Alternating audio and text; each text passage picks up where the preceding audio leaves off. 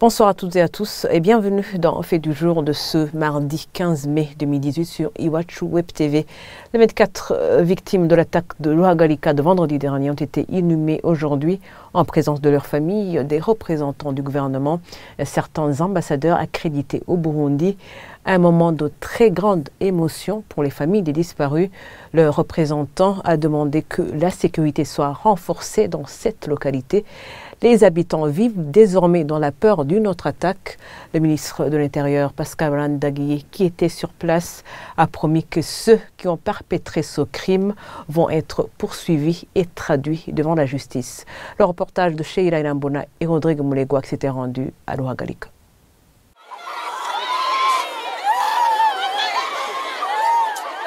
Ces cris de désespoir sont ceux des familles des victimes de l'attaque qui a eu lieu ce vendredi 11 mai sur la colline de Ruhagarika en province de Cibitoke. C'était lors des cérémonies d'inhumation de ces victimes qui ont eu lieu ce mardi au cimetière de Ruhagarika. La vue des cercueils a déclenché une vive émotion.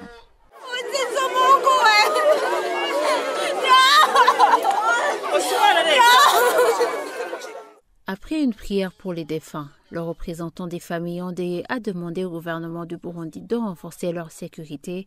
Selon lui, les habitants de cette localité ne dorment plus tranquillement depuis cette attaque. Nous sommes traumatisés depuis qu'il y a eu ce drame. Nous n'avons plus de tranquillité et nous paniquons quand la nuit tombe. Nous vous demandons de ne pas nous laisser tomber et surtout de soutenir ceux qui sont sur le lit de l'hôpital. Ils n'ont rien car ceux qui auraient pu les prendre en charge sont ceux qui viennent d'être tués. Nous demandons à l'État de leur venir en aide. Le gouverneur de Cibitoke, de son côté, a demandé l'appui des autres pays frontaliers pour lutter contre ces gens qualifiés de terroristes qui ont assassiné des innocents. Il a estimé que le pays devrait tirer une leçon de ces atrocités et réagir face à cela.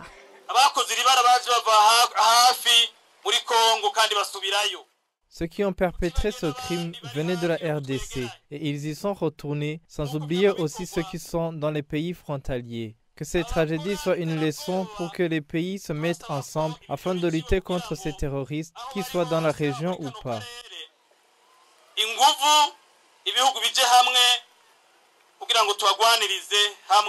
Après ces discours, les victimes ont été enterrées dignement et les gerbes de fleurs déposées sur leurs tombes.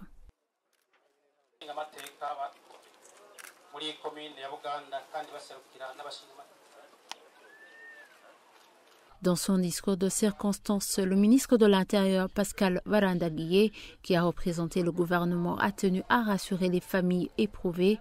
Les auteurs de ces crimes seront traqués et traduits devant la justice. Je peux vous rassurer que ces criminels seront punis. Ils seront traqués jusqu'où ils sont allés et seront jugés conformément à la loi. Restez unis dans les comités mixtes pour qu'une tragédie pareille ne se reproduise plus.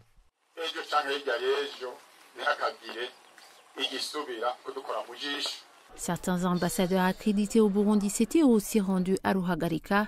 Ils ont tous dénoncé cette attaque. Au total, 24 personnes ont été inhumées aujourd'hui. 2 blessés sont toujours en train d'être soignés à l'hôpital.